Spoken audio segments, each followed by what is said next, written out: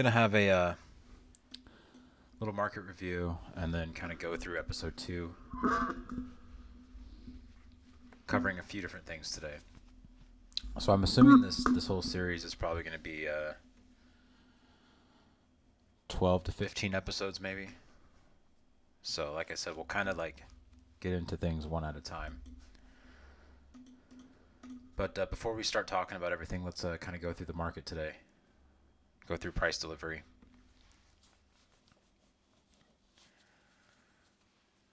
So price has been pretty tough to read in my opinion as of late. New York session, especially in the AM, last few days has been pretty choppy. We've been getting that delivery going into New York. AM session's been a little bit difficult to navigate and read. You have to have a lot of conviction on your draw. So today, of course, we had data at 8:30. We had PPI data, and that immediately pushed us up. So we have new week opening gap. We kind of opened up right around here, right before data. New week opening gap is a level that you definitely want to be paying attention to, keeping it on your charts. It acts as like a pivot point, draw on liquidity, and a bias point.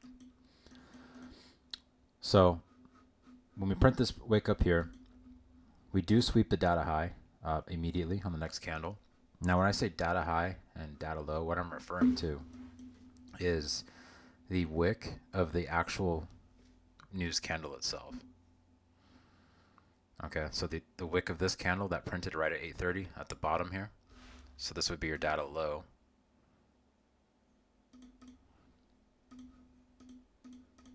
Okay, so that's your data low.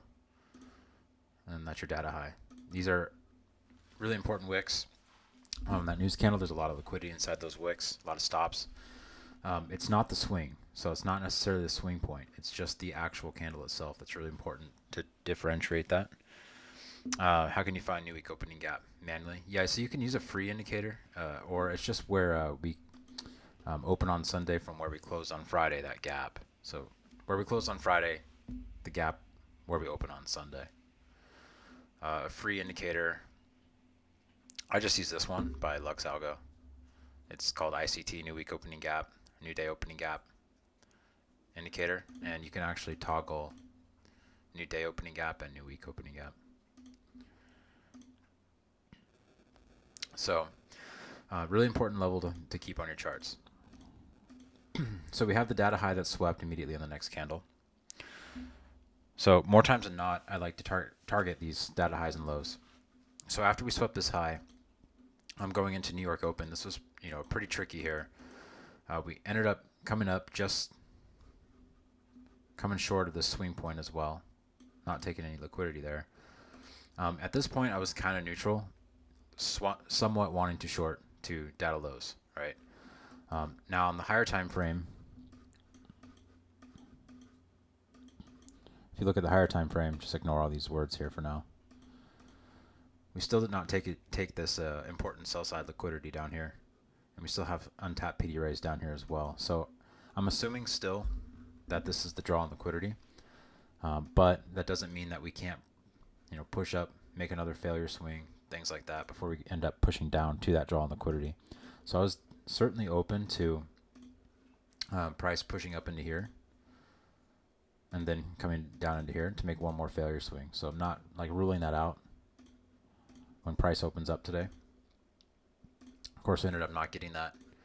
So I'm just staying patient and waiting to get more clues. So what happened here, after we opened up in New York, we ended up selling off, coming just short of the data wick. So what I did is we swept under new week opening gap. We closed under midnight, closed under New York Open, which is a 7:30 a.m. open. This close right here did fake me out. So I ended up taking a short on this retest back into new week opening gap. Took a loss on that. I'm trying to target this data low. So I was expecting this.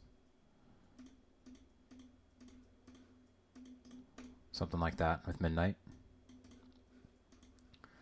Did not get that, so I had to regroup and wait.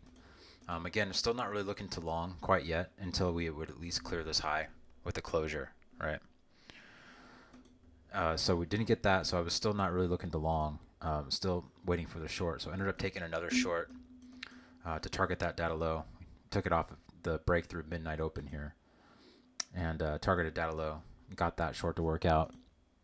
So when I'm seeing all this play out, I'm still just kind of scalping in the range. I still don't have like a strong bias on the day because this could also have happened. We easily could have just taken this data low and then, went higher, right? So that could have happened there. So what happens after we take data low? Well, now we wait to get more clues with really key time levels and key PD arrays. And those key time levels are midnight open and New York open because those are both nestled right here inside of new week opening gap. So after we take this data low, for me to get bullish, and I was saying this on stream, for me to get bullish, we would need to flip this new week opening gap and flip back above New York open at the very least, right? And then midnight. So you got a lot of really key levels right here paired with new week opening gap. Price was not able to do that. So price ended up, we shorted into the data low. Price still closes back below that data low and doesn't even come close to retesting New York open or midnight open. So at this point, I'm assuming that the draw is still these lows, this cluster of lows down here, right? May or may not get it today, is what I was thinking, but overall, that is the draw, in my opinion. So us closing back below like that, I'm just thinking, for the most part, shorts until we're lower down than potentially longs. So price ends up pricing through that new week opening gap. Again, I'm bearish until we flip back over New York open. Price closes down, prints all the way down to a 5-minute BISI down here during lunch. And if you're inside Kingline, you know all about this model. This is with the 1235 root that taps a 5-minute BISI or 15-minute BISI or SIBI. Taps into that, closes back above the root, inverses this 1-minute candle here, and that was the start of the reversal.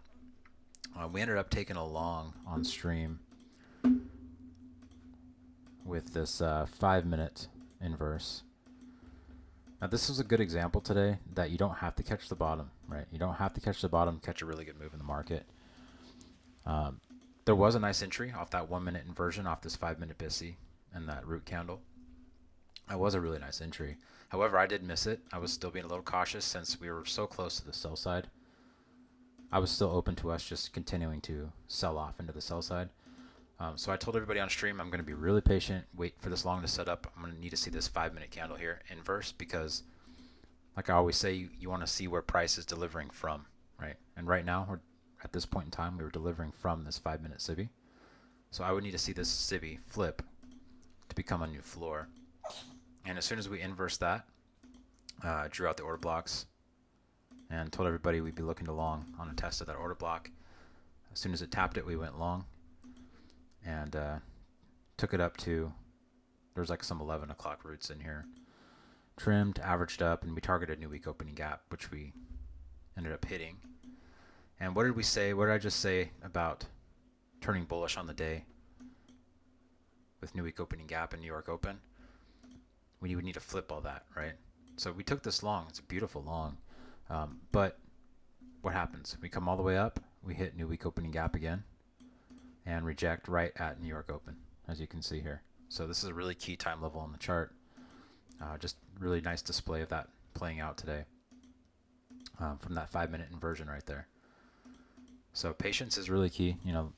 Some days when price is hard to read, you just have to be extra patient and wait for the exact setup that you're looking for.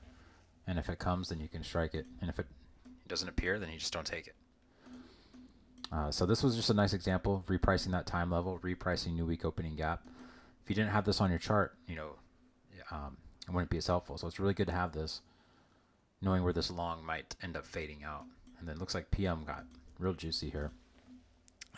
Rejected that New York open and repriced all the way back down, wiped out all this liquidity, all the way back to that 5-minute BISI, which it held. This same 5-minute BISI that launched it at lunch, launched it right at the end of the day, all the way back up to reprice almost a new week opening gap. So pretty wild PM session there. Pretty crazy price delivery right there. But nonetheless, still respects all the key levels and new week opening gap. Oh, it was oil pipeline news. Is that what happened? I didn't catch the news. I didn't catch what happened or why this happened, but pretty interesting, right from that key level though, New York Open, right? So a bit of a tricky day to navigate, in my opinion. I think the last couple days have been actually pretty tricky days to navigate overall. But using key time levels can kind of give you clues and guidance on order flow. So that's going to be one thing we're going to talk about today, are key time levels, okay? Because last episode we talked a lot about psychology, which is obviously the most important thing in trading. Everything I teach you about models and time levels and time zones and intervals, all that stuff doesn't really matter if you don't have good risk management. So there's going to be a couple things we're going to dive into today. It'll be time levels and then risk tiering. So it's going to be a strategy for those that if you're struggling a little bit, if you're struggling to, pass accounts or keep funded accounts alive, what I'm going to teach you today is something you can add to your toolbox. Okay. So first, let's go over time levels. So we all know that I trade time and price, right? Time first, price second. Because without time involved, you don't really have as much guidance on price, okay? Because you can have price, PD arrays and price levels all over the chart. But if you don't have time involved, it's hard to tell which PD arrays are the ones that you can trust the most, right? So this new week opening gap, without that New York Open time level right there, this just gives you so much more information, right? So let's go through some time levels. So what are time levels?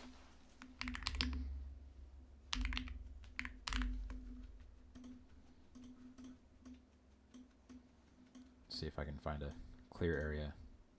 Get away from all these candles. Okay. Okay, so in order,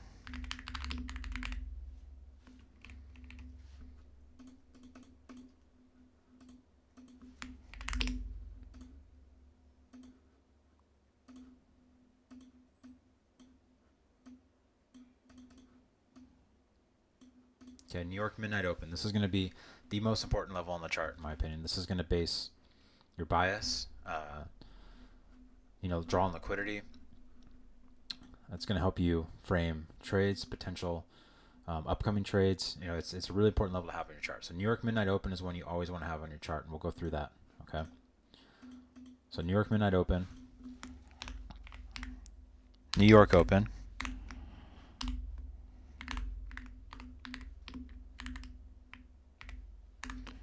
Is 7:30 a.m. open price. So when I refer to New York Open, I'm referring to the 7:30 a.m. price, not 9:30. So when I'm drawing this out right here, this New York O, that's 7:30 a.m. open. Okay, so that's a really, really important key time level. It has a relationship with Midnight Open as well. And then we're going to have TMSO. Now, TMSO is a time level that happens every Q2 of every 90-minute cycle. So these print, so every Q2.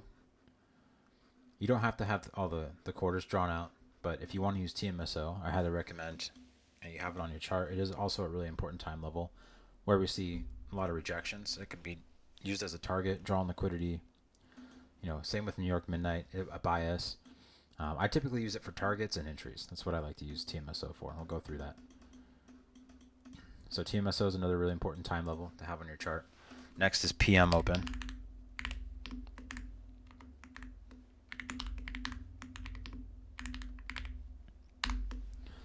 So this is like the PM version, okay, of New York O. So that's 1:30 p.m. opening price. So it's going to be another really key time level. And then the last part of the time level are DTT routes. In my opinion, this order.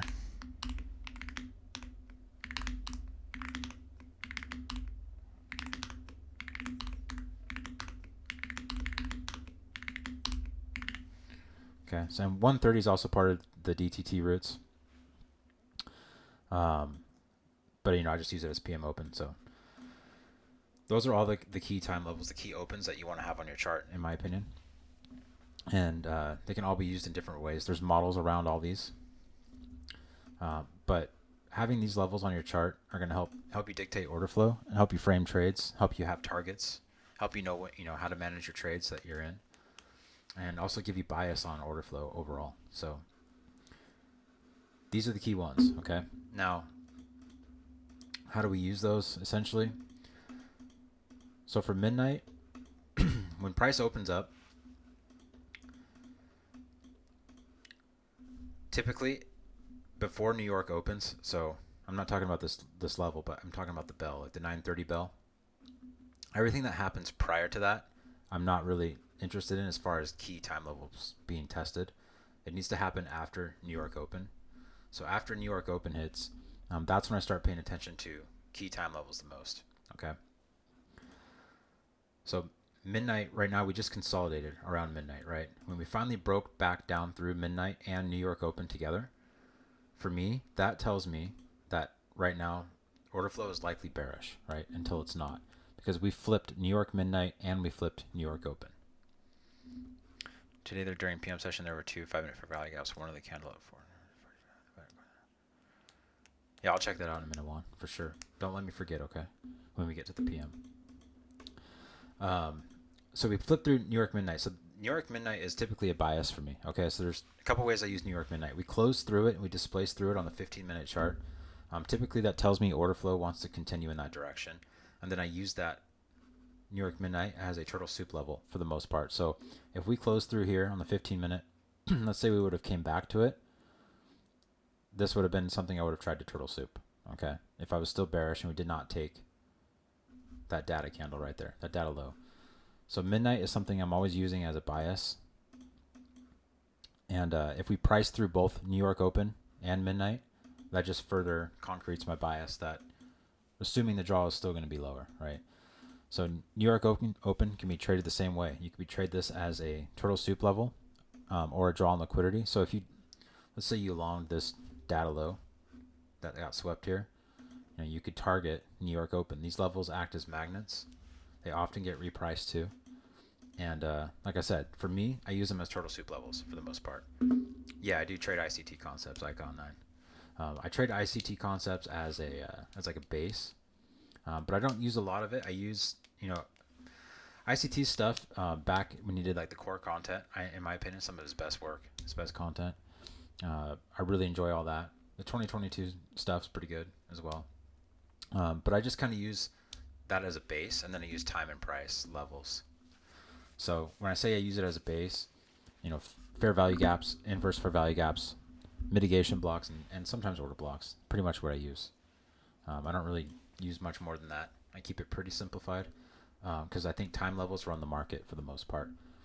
Because you can find PD arrays all over the place, but when you pair them with time levels, that's when those PD arrays, come to life. So time levels that are inside of PD arrays are very, very valuable. So this New York open inside this new week opening gap, key level. So what happens here? We reject it. If you're short, you're wanting to short. Again, you don't have to turtle soup time levels. You can wait for a rejection.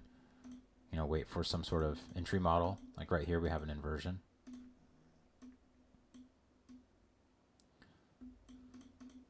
So when you see this signature rejecting new week opening gap, rejecting key time level, and you get an inversion here, that could be a nice short. So you can take that short. And again, you can remain bearish until price closes back above this. Okay. So here's another example with TMSO. In fact, if you guys in King line remember, I took a long here. This was nasty. I took a long, or it was like right here somewhere off this inversion. Targeting TMSO, came just a tick short, but this area right here, real sensitive area. TMSOs are very valuable time levels as well. And again, you use them the exact same way. Draw on liquidity, so you could use it as a target or turtle soup level or bias level. So if we would have like closed through this, see this SIBI that's nestled with this time level. If we would have inversed this SIBI that's right here with TMSO, then what I would want to do is look for a retest into it to target New York open. So time level to time level. Of course, that didn't happen, so that's not something I'd be looking for. But that would be the time level that's nestled with the PD array. So in my opinion, the best PD arrays will have time levels with them. And when I say, that's what I mean by nestled, okay? And that means it's either right inside of it or right real close to it. Okay, so you can frame some sort of trade idea with that time level. Oh yeah, that's right. That's right, FibDaddy. It hit on NQ, did not hit on the micro contract. That's right.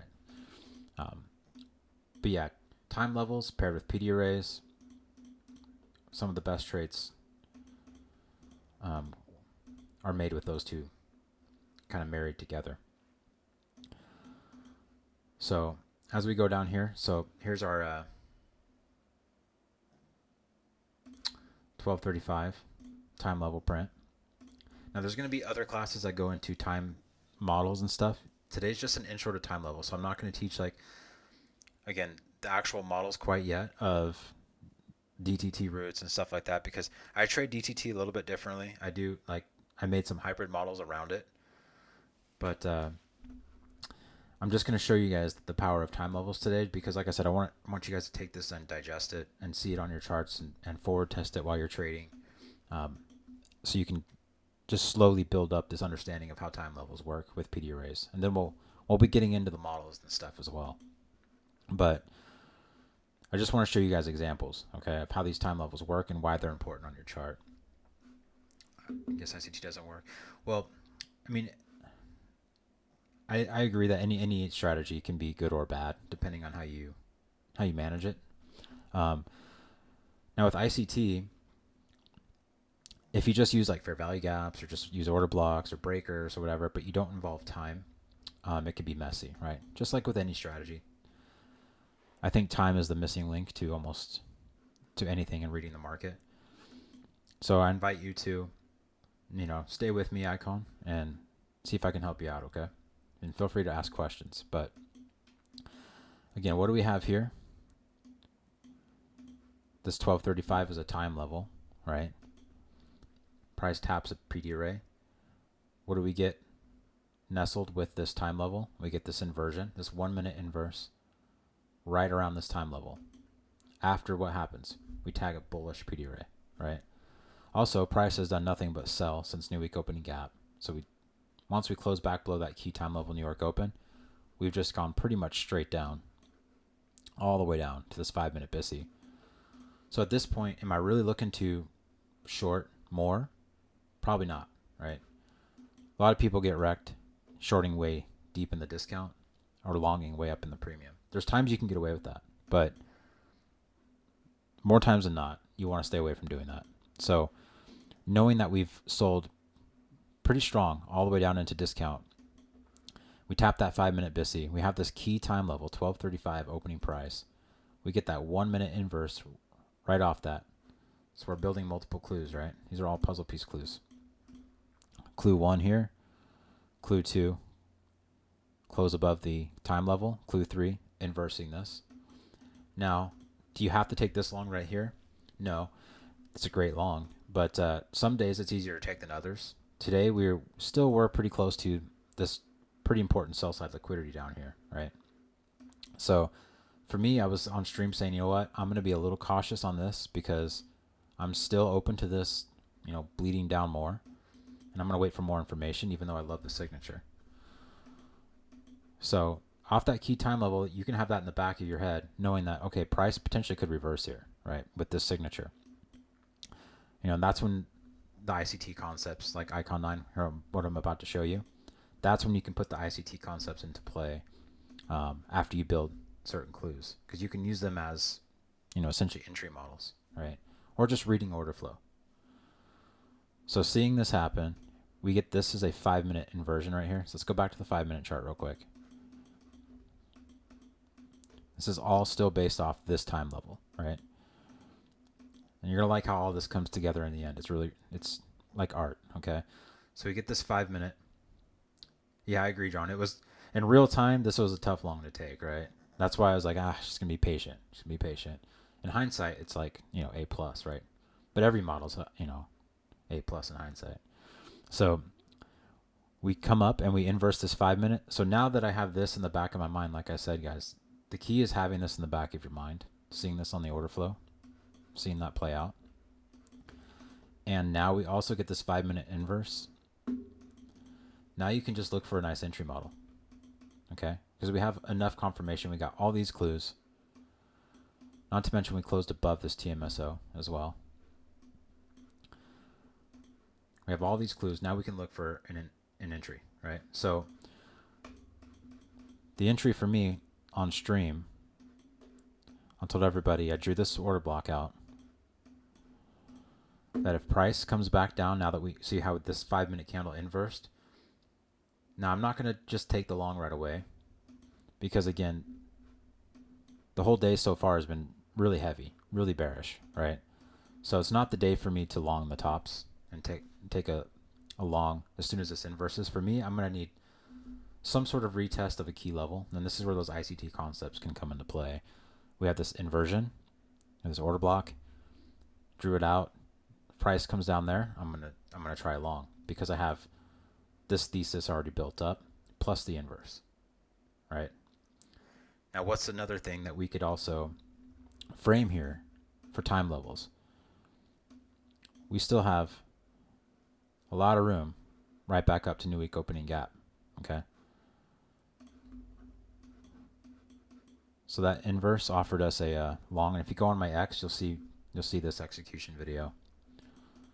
Took that long right there.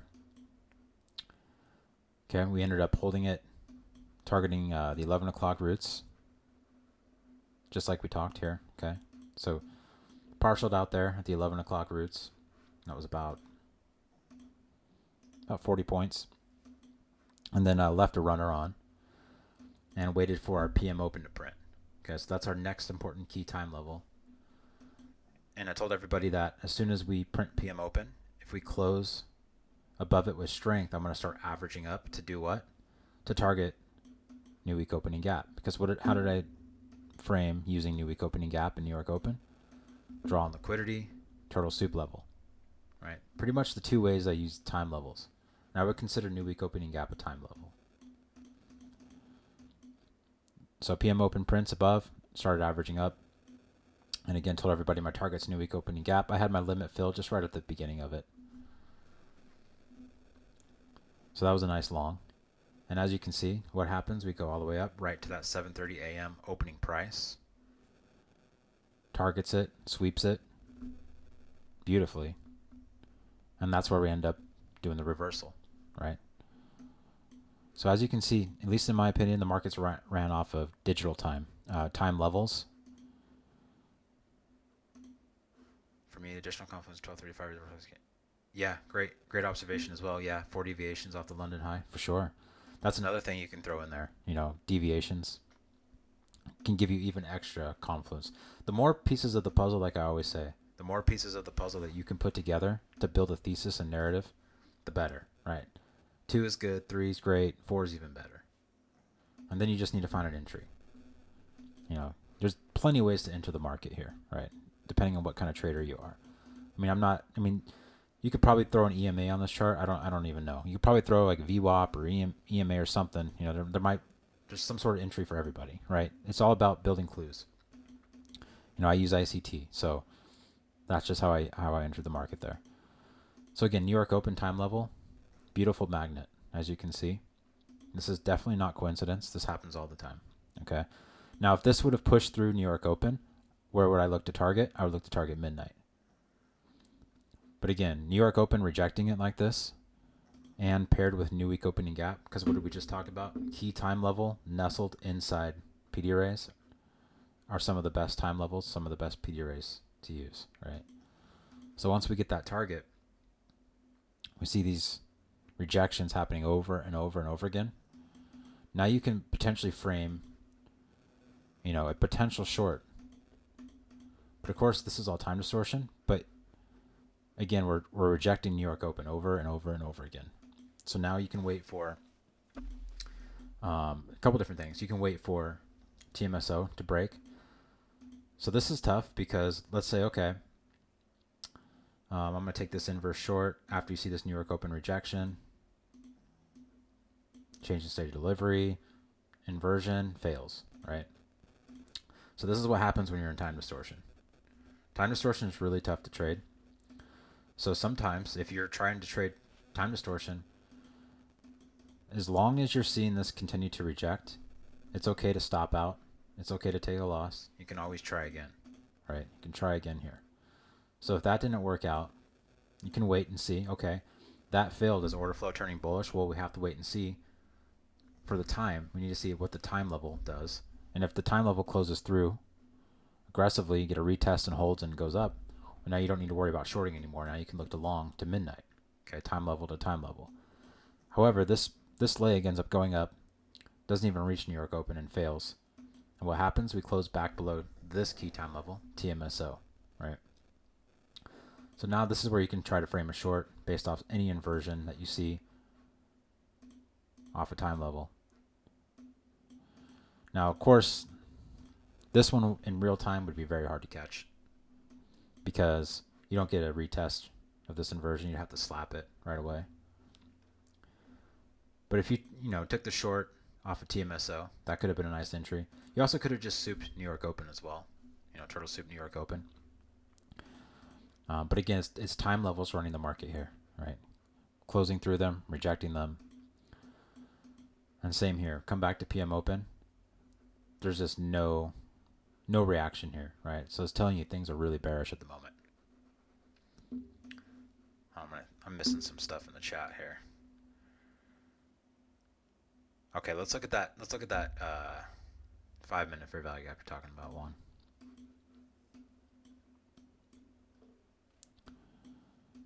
Okay, let me see. Are you talking about these right here? Tell me if I'm right.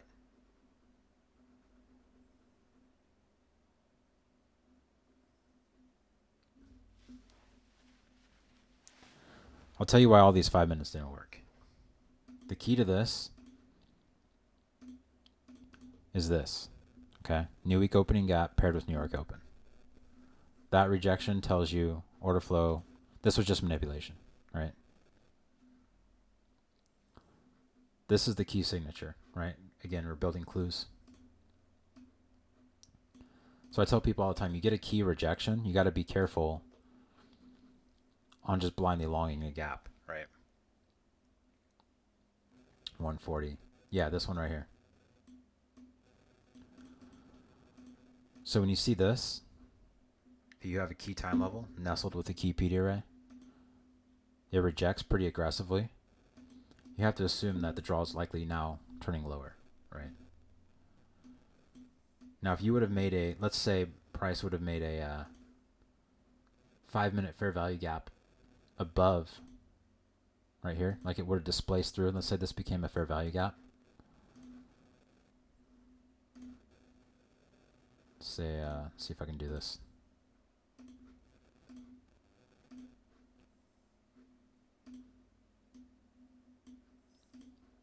Pretend that's a candle, okay? And you have another candle there.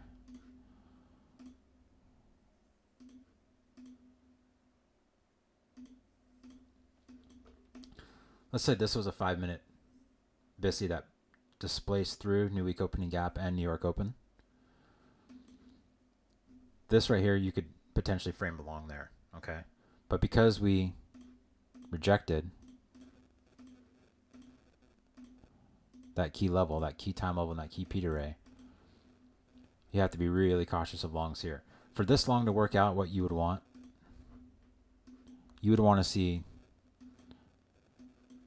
a bounce off of this on the lower time frame, and then you want to take an inversion off of it. So let's say if it would have bounced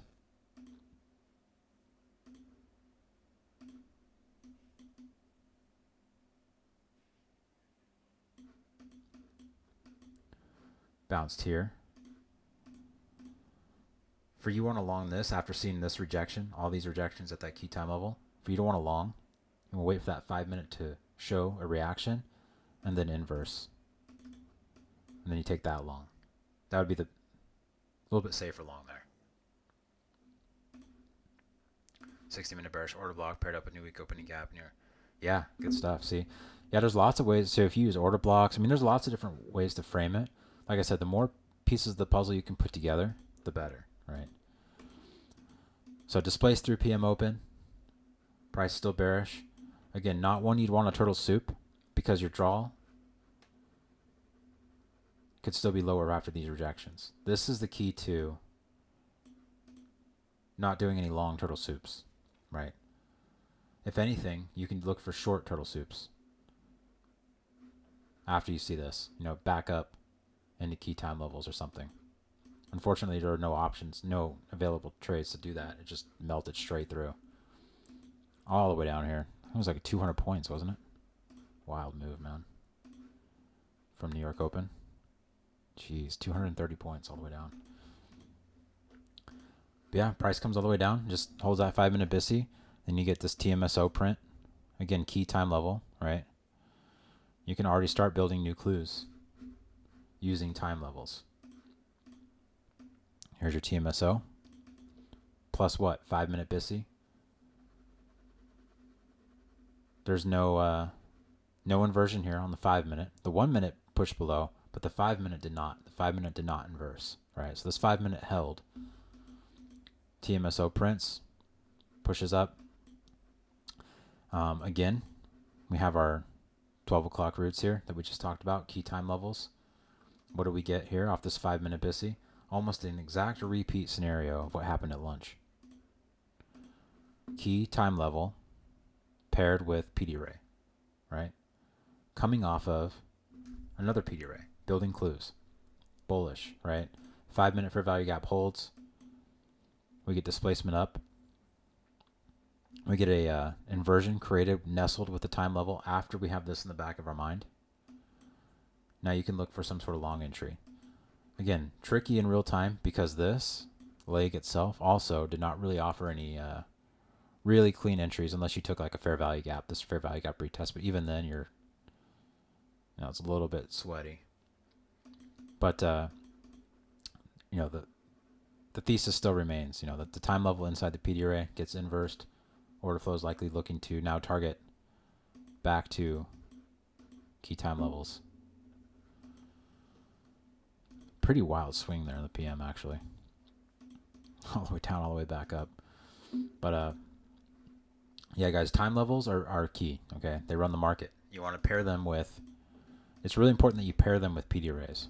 This day wasn't honestly there wasn't a lot of examples because of these huge swings, but still good to see the models. But again, in order of importance, it's midnight and New York Open and PM Open. Those are your big three. Okay, those are going to be your big three every single day. And I really recommend that when you see these levels print on your chart, again, 7:30 a.m. Open, New York midnight, that you have them drawn out on your chart and see what kind of PD arrays get nestled in them. Yeah, TMSO is the opening price of the second quarter of every 90-minute cycle starting at 7:30. Correct. So I do not trade quarterly theory. I found it to not be very reliable enough for me anyway. Doesn't mean it doesn't work, whatever. It's just for me and my models. However, there are key components of quarterly theory that I love and built models around. We'll get into that during the mentorship, but Q3 has a lot to do with that. So I do keep Q3 on the chart and TMSO, which is, like I said, the opening price of that Q2, right? So you'll get a new one every 90 minutes. And they're really good to use. Like I said, they can act as bias levels as well. So you can see here, like this TMSO, end up coming through, getting this inversion. Right here at this candle, you can look to take this short. Is there a template of your chart with the indicators you rely on priming? Yeah, in fact, if you want, you can just take my exact layout. It has all the indicators already plotted. But the king line indicator that we have in our room, it can plot everything for you all in one. You can toggle what you want on and off. That king line indicator has everything. But it's really important to pay attention to these, okay? These time levels nestled with PD arrays. That's the most important factor, okay? Nestled with PD arrays. Again, you can use them as potential bias entry levels, targets, or turtle soup levels.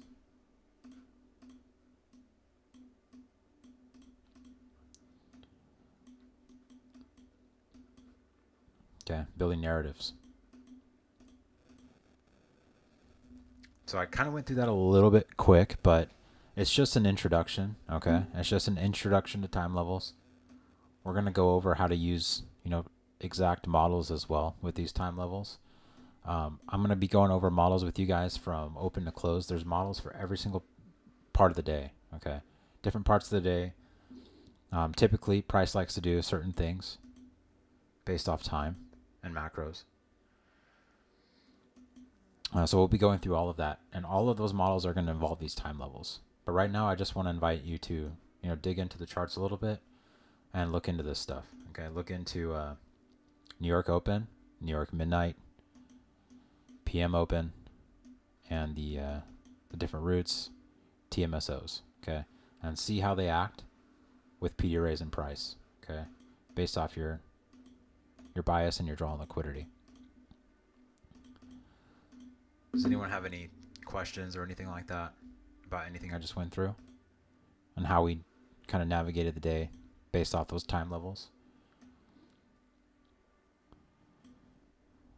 Again, just to recap, time levels act as draw on liquidity.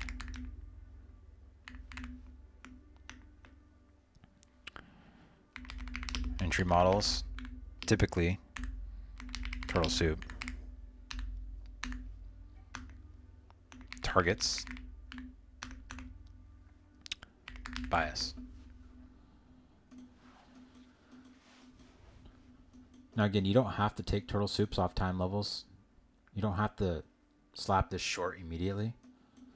You can wait, like I said, you can wait to see the rejection. This goes bullish or bearish, doesn't matter. That key time level rejects and you get a PD array around it. You can take that short.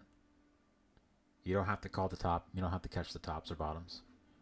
Wait for the signature to form. Give yourself more information and then go for it.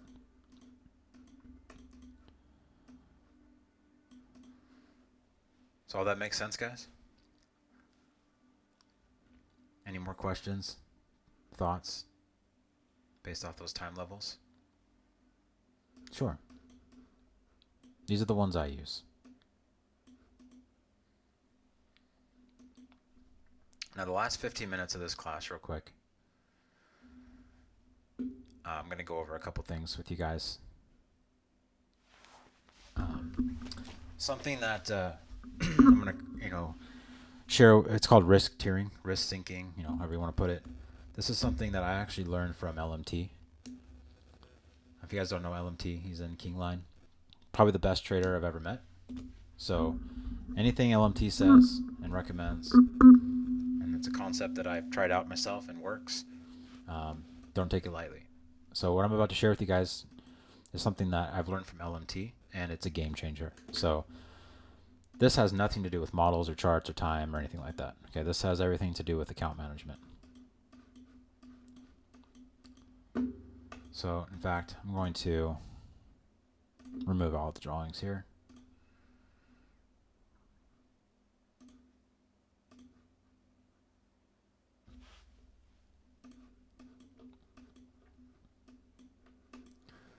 I'm going to draw that New York Open out again real quick. Now what I'm about to teach you is something that can be very, very useful if you have accounts that are really important. Okay, so let's say you have a TPT Pro, right? Take Profit Trader Pro account. Let's say it's at static. Let's see, I'm going to change this here. And let's say you have, a fresh TPT Pro or a fresh Top Step Express account or something, right? Let's say you have 3 of them, 3 accounts in order of importance. One's a static, one's a, TPT Fresh, and then one's a, Top Step Express, okay? All funded accounts. Let's say you're looking to short, okay? Now what you can do is, let's say you're trying to short and you're going to remain bearish until you lose this new week opening gap. Okay, so this right here is my invalidation level for my short thesis. Let's say that, right?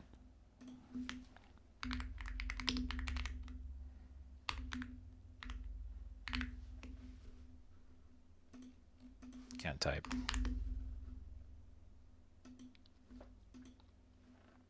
And make this red, make this more clear. Okay, so if price prints above here, my short's invalid now. Okay, so I see price right here, and I want to short, but of course I'm not going to short the whole. I'm not going to short after we just swept this low here. I'm going to wait for a retracement, right? We know we have New York open right here, right? Key time level. So nice confluence on the short. We also have a SIBI right here. So let's say you wanted to short. What I'm going to do is I'm going to enter my short right here off this SIBI with my, let's call it my Top Step Express account, because that one to me, out of the 3 accounts that I'm trading right now, they're all valuable, but maybe I'm putting that one as slightly less valuable than my other 2. Okay. So what I do is I go ahead and take that short in that Top Step Express account right here as soon as we enter this SIBI, this fair value gap. Okay. What does price do? Pushes through it. It invalidates this SIBI for now, right? However, my overall short thesis is still valid until we lose this level above new week opening gap. So what I'm going to do is I'm going to stop out of that Top Step account. I'm going to take a small loss, okay? A really small loss. If you take a loss of, let's say you entered right when you got into this SIBI, okay, 19 points. It's not the end of the world, right? If you size appropriately, 19 points, it's not going to ruin your account, okay? It's a loss, it happens. However, the short's still valid for me. So what I'm going to do after I took that little 19-point cut right there, I'm immediately going to enter in my TPT account, my second most valuable account. As soon as this stops out, I'm entering it because, again, my overall short is still valid, right? Okay, so let's say that goes up. We close just above New York open. Okay, I'm going to stop out. Okay, I'm going to stop out of that for 9 points. Okay, but again, is my short still valid? Yes, right? But instead of me sitting through, 30 plus points of drawdown, I've shared this drawdown between 2 accounts. Now what do? As soon as I stop out of this account, I'm now entering my TPT Pro static account. Okay, this is now, let's say, or it could be a cash account. This is my most valuable account that I'm trading at the time, right? So as soon as I've stopped out of my second account, I'm now entering short on my TPT Pro static right here, or my cash account. Because now what? The short's invalid right here. So now this stop is, like I said, as soon as I stopped out on that close, it's another 12 points up to stop out. Now what happens? Price rejects New York open. And now the trade starts to work in my favor on that TPT static account or my cash account, wherever I'm trading is my most valuable account, right? And it got pretty much a sniper entry, right? Because what did I do?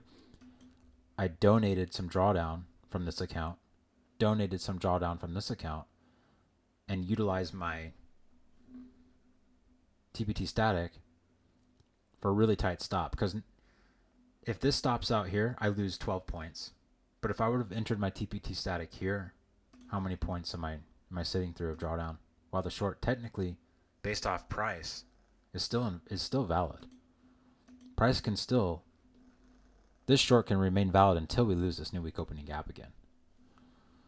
So instead of sitting through 46 points of drawdown on my really valuable account, I took some heat on my slightly less valuable accounts.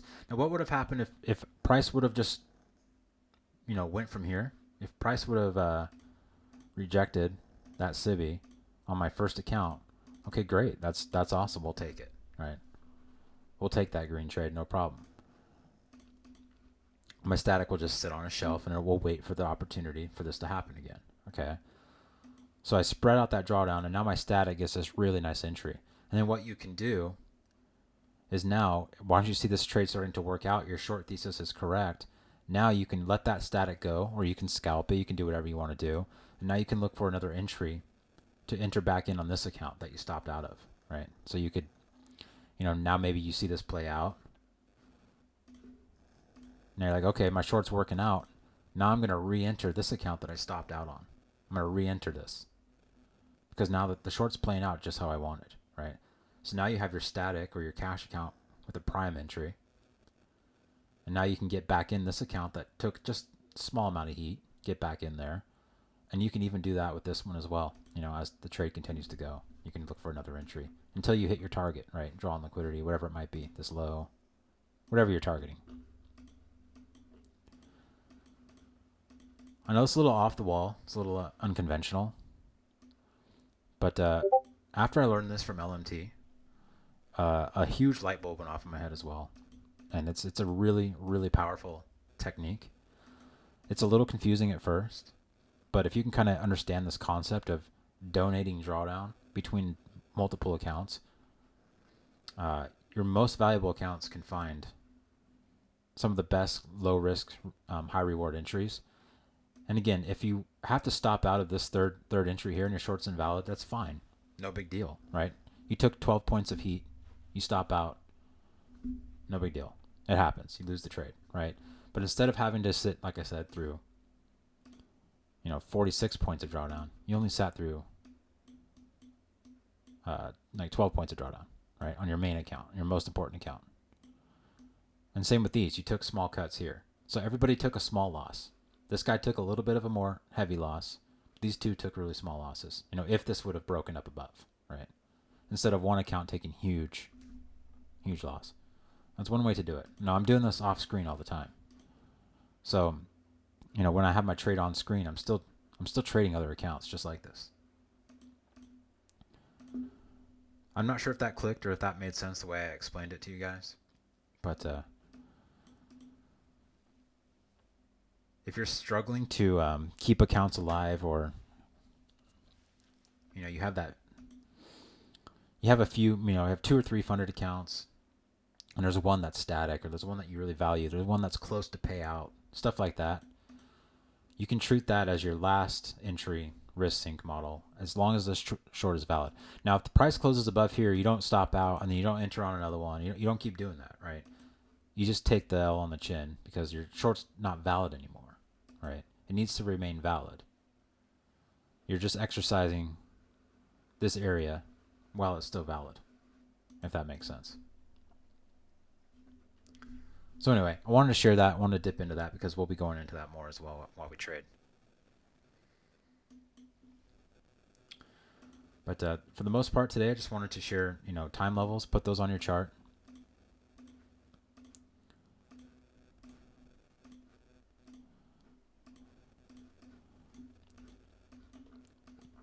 And nestle them with PD arrays and see how price acts with them.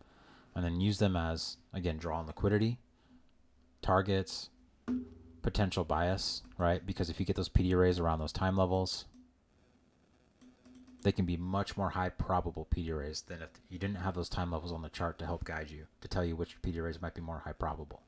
Okay.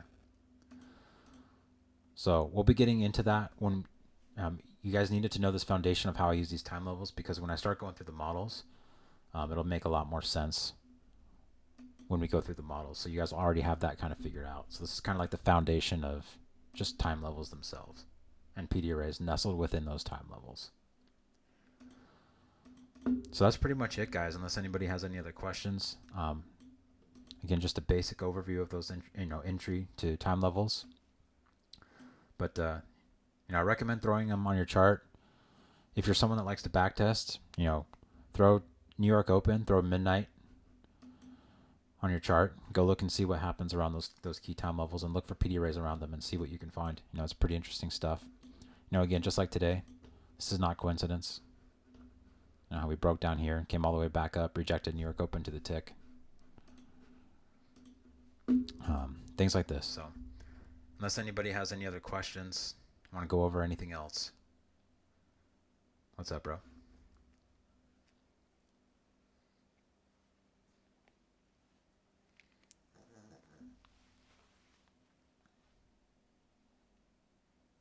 Good question, man. Yeah, we'll be getting into that. Yes.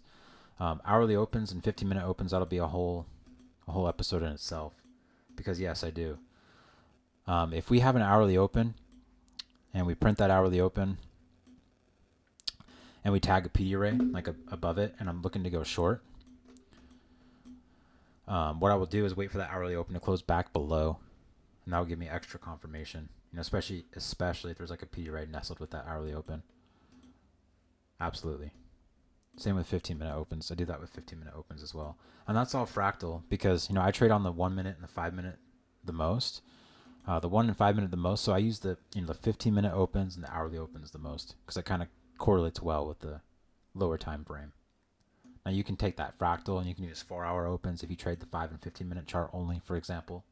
Let's say you don't even look at the 1 minute chart. You can look at 4-hour opens and do the same thing, you know. Favorite time to trade? Oh man, that's tough. Probably lunch, man, to be honest. I know a lot of people hate on lunch, but lunch is probably my favorite time to trade. My least favorite time is around 11 o'clock. Between like 11 and 11:50. I really don't like that time. 12:02 to, you know, 1:10. I love it. There's usually some really nice trades in there. We caught a nice one today in that time frame. Yeah, most people hate on that time, man, but I love it, man. There's so many good models that set up around lunchtime and the 110 macro. If you guys know, you know, the 110 macro, it loves to kick off a run to low resistance liquidity.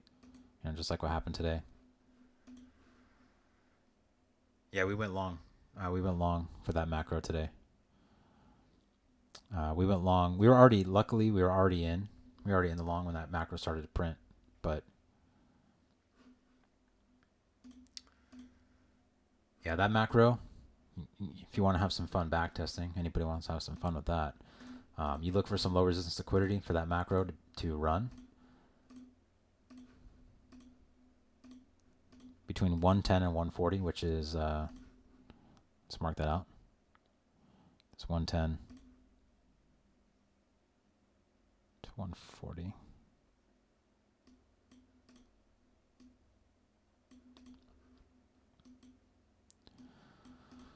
So if you have low resistance liquidity to the left of the chart, very high chance that this will run it. Now, if you already ran this liquidity prior to this macro starting, then what you'll get a lot of times, I mean almost every time, to be honest with you, is you'll get this macro to print its own low resistance liquidity. And then after 130 to 140, it'll run it. It'll run the engineered liquidity. This happens all the time, man.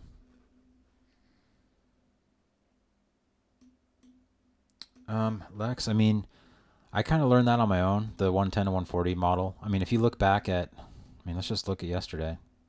I think that, let me check what happened yesterday. Wait, what is today? Today's, I'm losing track here. Today's Tuesday. So let's look at Monday real quick. Just for fun.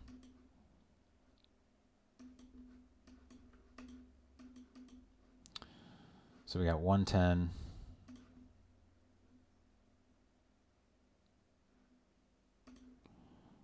To 140.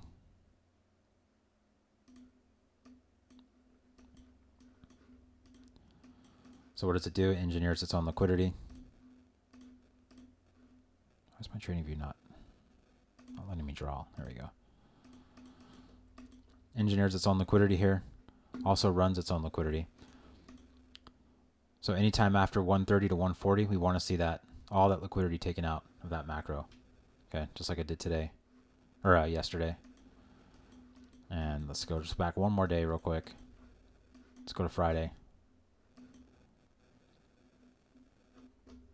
See if it happened on Friday.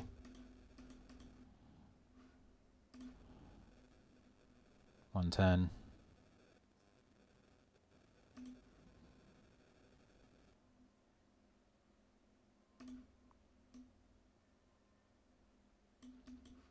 $110 to 140.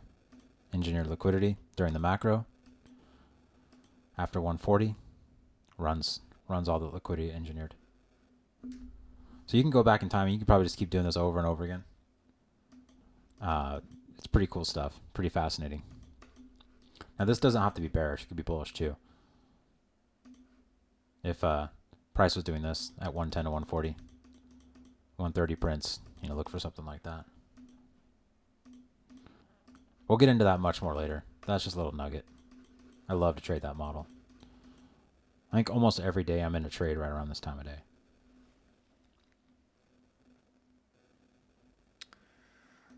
Good question. Leaf. I mean, I guess it depends on if I'm already in a trade from the 1235. As I have a model around 1235, 1235 prints. I'm looking for a tap of a 5 or 15 minute P to ray and then an inversion right around that 1235 open. Which is what we got here. So I entered long off that 5 minute inverse up here. So thankfully I was already in this long. But anytime there's like a key level right around here, and we have the 110 macro starting, if there's liquidity to run, I try to get involved best I can. And if I miss it and if I'm not involved and I don't get that trade, then I'll be watching to see if we get the run on that liquidity later on in the day, sometime after 140. Doesn't mean it has to turn right out at 140 on the dot, but almost always this liquidity will get ran at some point in the day. Now today it ended up getting ran later in the PM. But this macro sets engineers liquidity. I don't know why. I don't know how. I just know that it does. And I've noticed that for a couple years now. It's a nice macro. But yeah, guys, that's pretty much it. Like I said, just a introductory lesson there on time levels and theories. And we'll get into that more. And I know I didn't, spend a lot of time on that risk sinking talk there, but I do recommend you, go back and listen to that. I think you could find a lot of value in that. It's a little bit hard in practice because the reason why I emphasize this is because I see people over leveraging their accounts just too much, too often. And it's probably one of the worst things you could do. One of the things that kills people the most on their accounts is just way too much leverage, man. What, like I said on stream today, what you see on X and stuff, you might see people, with big payouts or big P&Ls or things like that. What you're not seeing is the $100,000 that they spent to be able to just high leverage to make those P&Ls. Okay, don't worry about what other people are doing. Just stay in your own lane.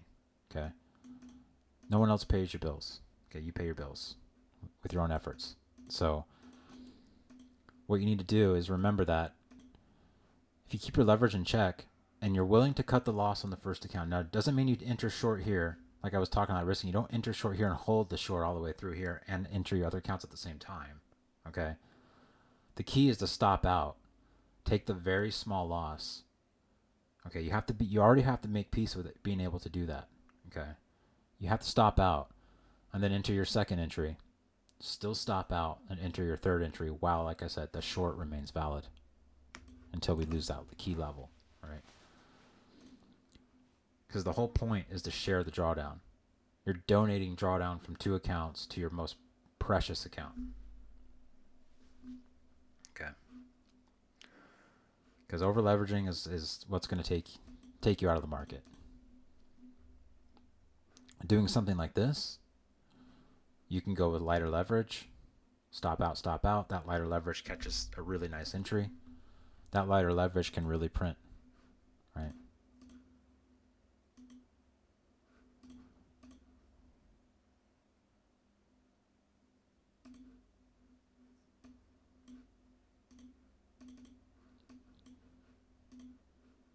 If I entered 3 micros on my third account after I stopped out on these two,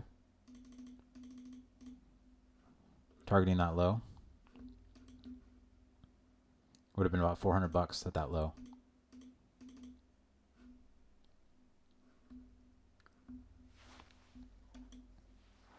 Right, with very, very minimal risk, 12 points risk.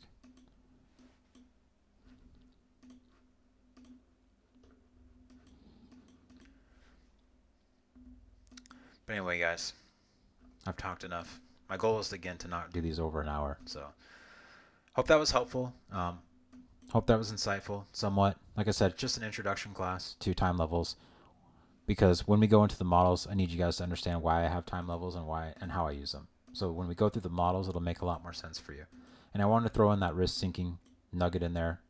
Again, what I've picked up from LMT, the GOAT in trading, in my opinion. I don't think anybody does it better than LMT. I think he's the best. So, him, sharing that gift of risk sinking is something I think is extremely valuable, and you can apply to your accounts, especially those that are struggling to keep really important accounts that are important to you.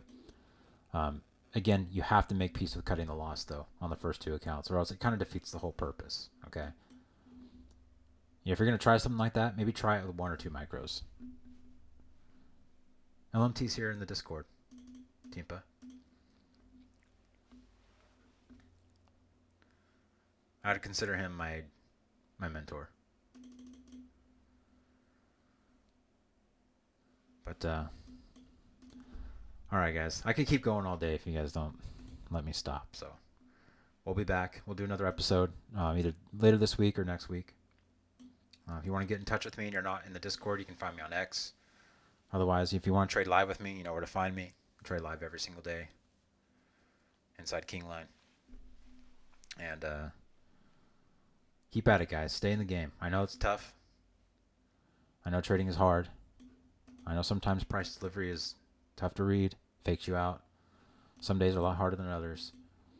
But if you can apply these concepts, I'm teaching you, and risk management, keeping your leverage low, not over leveraging, quit worrying about what everybody else is doing, quit trying to compare yourself to other people, then you can make it. You can do well. You can really do well. If you keep your leverage low and you have a $500 daily loss limit, you're not going to blow your account. You're not going to blow your account that day. If you have high probable models, which I'm going to teach you guys throughout this entire mentorship, we're going to get down and dirty into models. And if you have high probable models paired with really good risk management and low leverage, you can do some really good stuff. So, all right, guys. I'll post this up in the Discord later on in the free section for those that want to rewatch it. And I'll catch you guys on the next episode, okay?